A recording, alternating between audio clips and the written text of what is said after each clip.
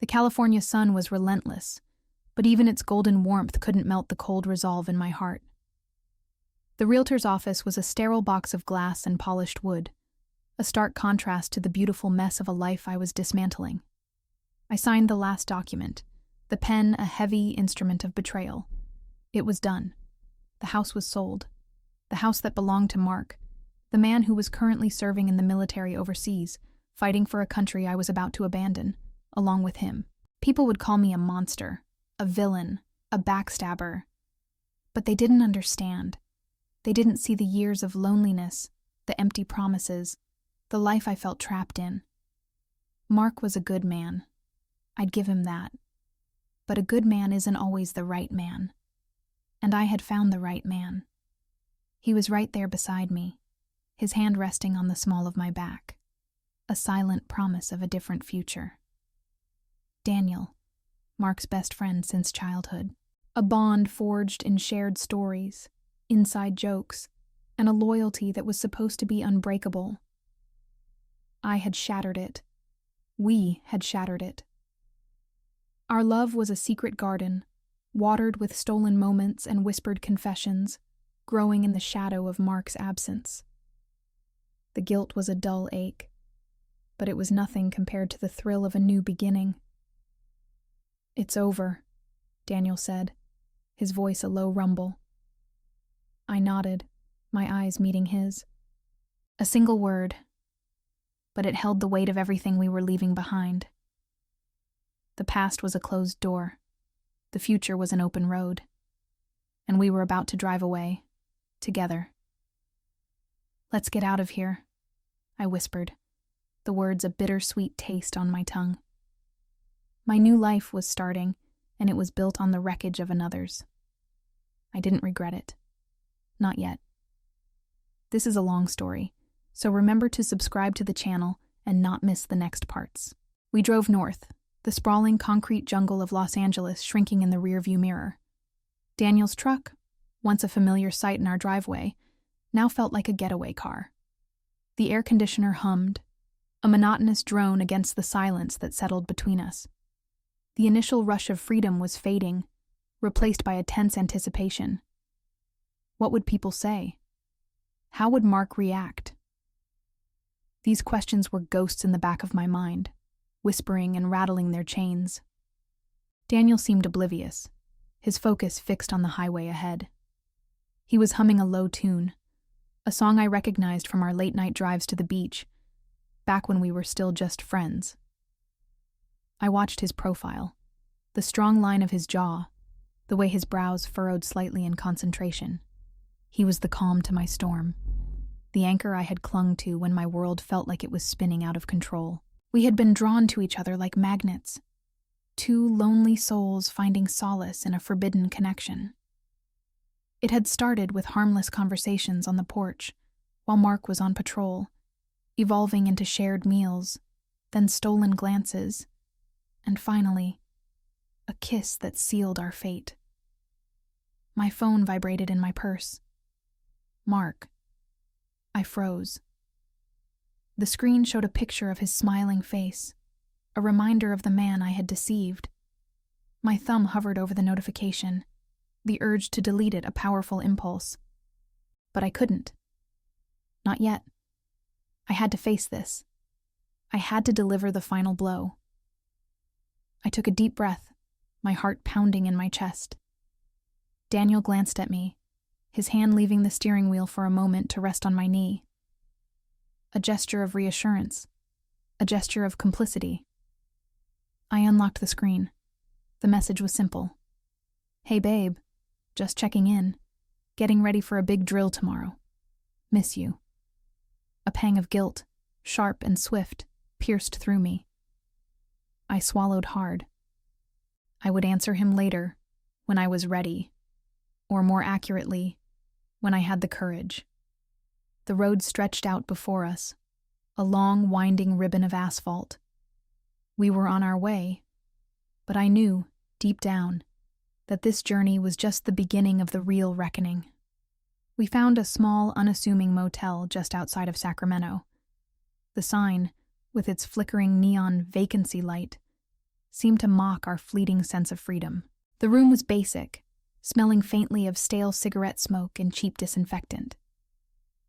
I sat on the edge of the bed, the mattress sighing under my weight, and stared at my reflection in the grimy mirror.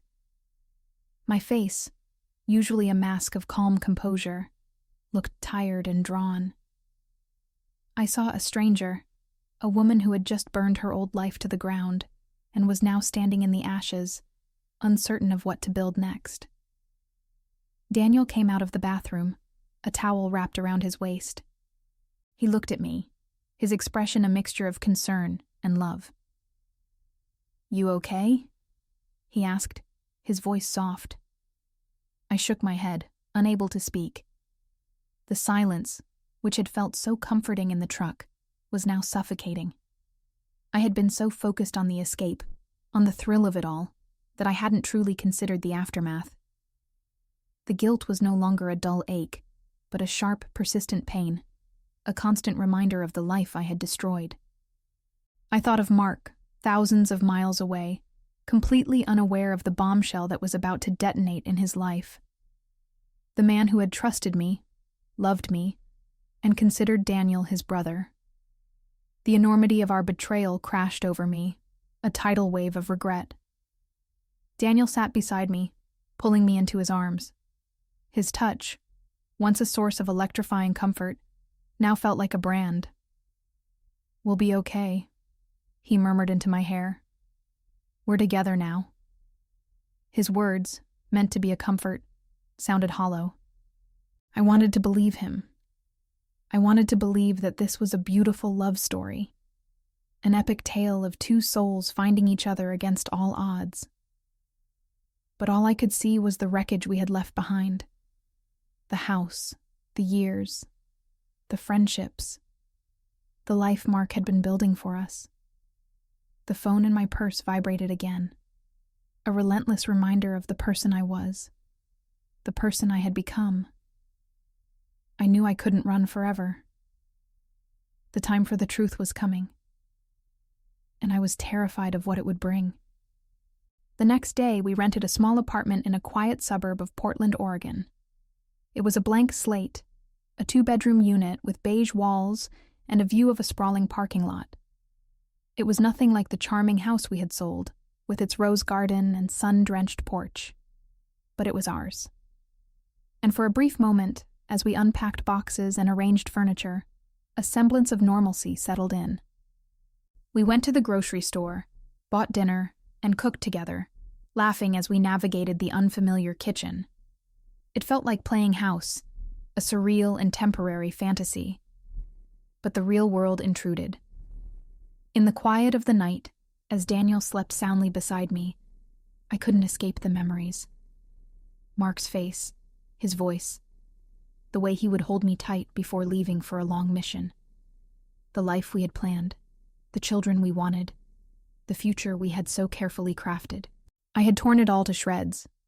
I took my phone and scrolled through the old photos, a gallery of a life that felt like it belonged to someone else. There we were, laughing on a beach, celebrating our anniversary, him in his uniform, proud and strong. The contrast to my current reality was jarring. The guilt was no longer a wave. It was an ocean, threatening to drown me. I knew I had to tell him. It was a cowardly act to wait, to let him continue to live in a false reality. I had to face the consequences of my actions. I opened a new message, my fingers shaking as I typed. The words were a jumble of apologies and explanations, none of them sounding right. I wanted to be honest, but how could I explain the inexplicable? How could I tell him I had chosen his best friend, the person he trusted most in the world, over him? The truth was a sharp blade, and I was about to plunge it into his heart. I didn't hit send. I couldn't. I just sat there, staring at the message, the words swimming before my eyes. I was a coward, a traitor, and I knew, with a certainty that chilled me to the bone, that the consequences of my actions would find me, no matter how far I ran. Don't miss out on what happens next. Subscribe to the channel for the rest of the story. Life in Portland settled into a strange rhythm. We found jobs, Daniel as a carpenter, me as a graphic designer. Our days were filled with work, our nights with quiet dinners and movies.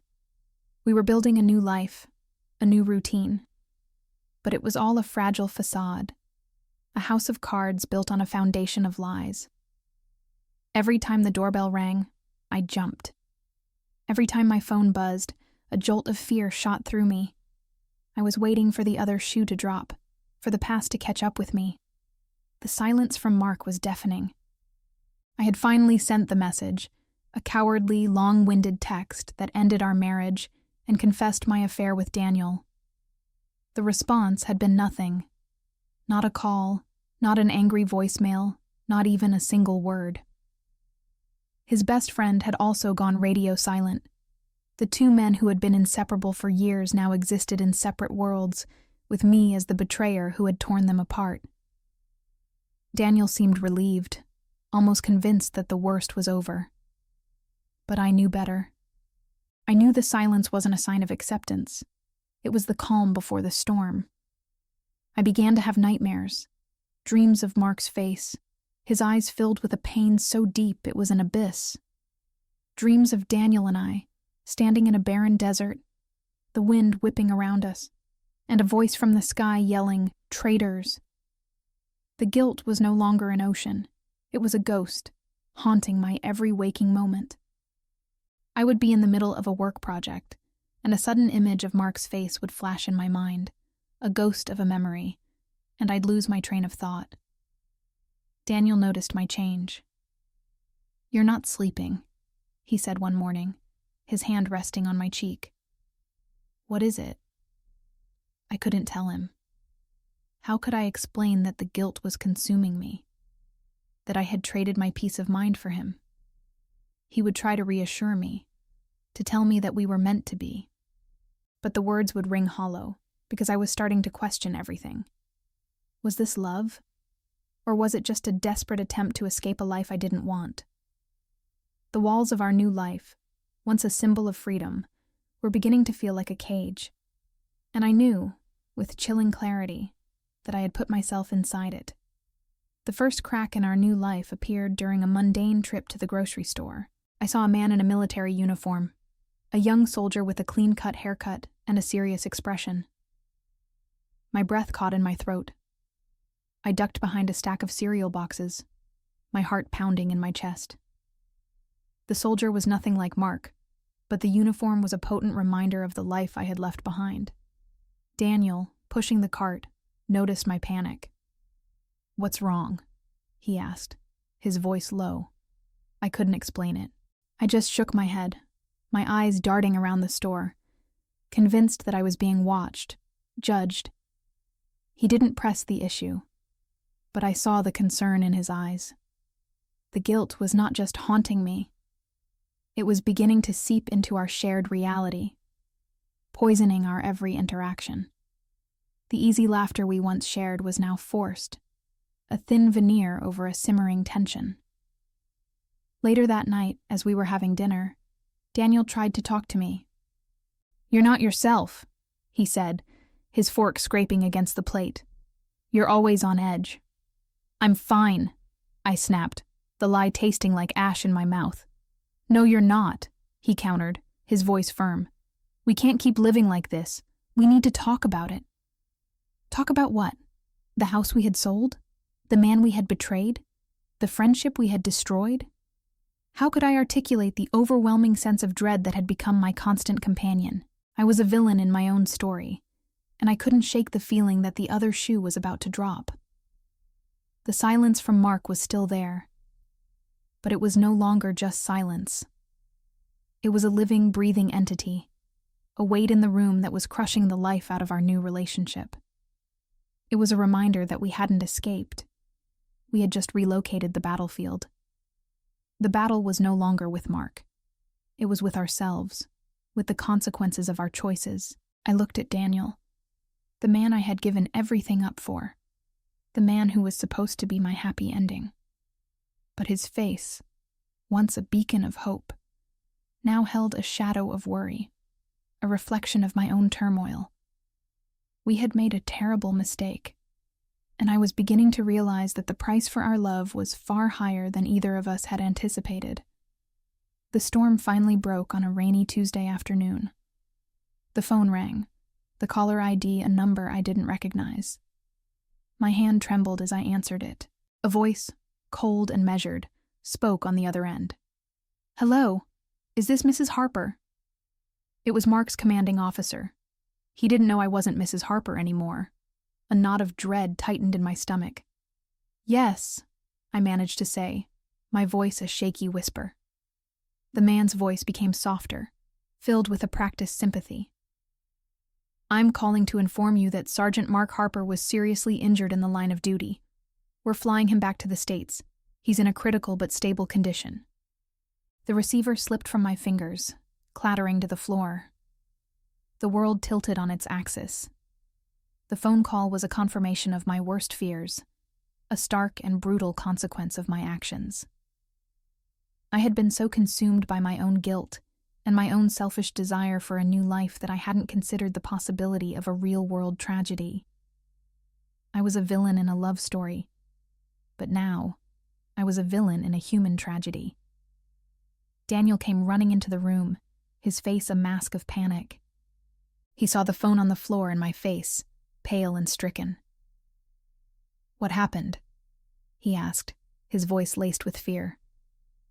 I couldn't form the words. I just pointed at the phone, my body shaking with silent sobs. He picked it up and listened to the officer's voice. His face, once so full of love and hope, now drained of all color, his eyes wide with a dawning horror. The officer was telling him about Mark, his best friend, the man he had betrayed. The silence that had separated us for weeks was now broken by a chilling reality. We were not just two lovers who had chosen a different path. We were two traitors who had hurt a man who was now fighting for his life, thousands of miles away. The guilt was no longer a ghost. It was a monster, a living, breathing entity that was about to devour us both. The weight of our actions, of the life we had sold, of the man we had abandoned, came crashing down on us, a merciless and unforgiving wave. This is a long story, so remember to subscribe to the channel and not miss the next parts. The following days were a blur of numb shock. Mark was back in the States, in a hospital in San Diego. Daniel and I, two people who had just started a new life, were now living in a state of suspended animation. The joy, the thrill, the sense of freedom, it had all evaporated, leaving behind a cold, desolate landscape. We would sit in silence, the air thick with unspoken words. We had both been so focused on our own happiness that we had completely forgotten the human cost of our choices. One night, Daniel looked at me, his eyes filled with a grief so profound it was almost tangible. "I have to go," he said, his voice barely a whisper. "I have to see him." My heart sank. I knew what this meant. It meant that our new life, the life we had so carefully built, was over before it had even truly begun. He had to face his best friend. He had to face the man he had betrayed.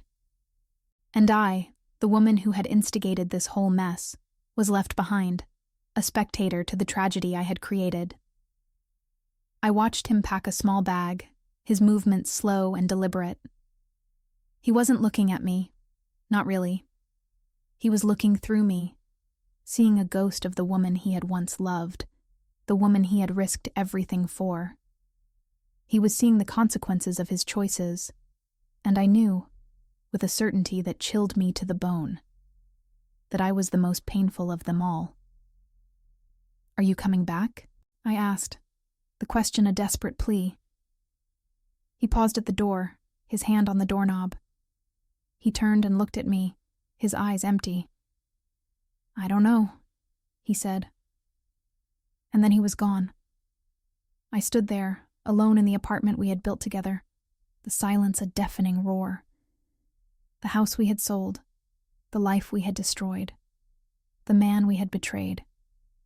It was all for this empty apartment, for this crushing loneliness, for this unbearable weight of guilt.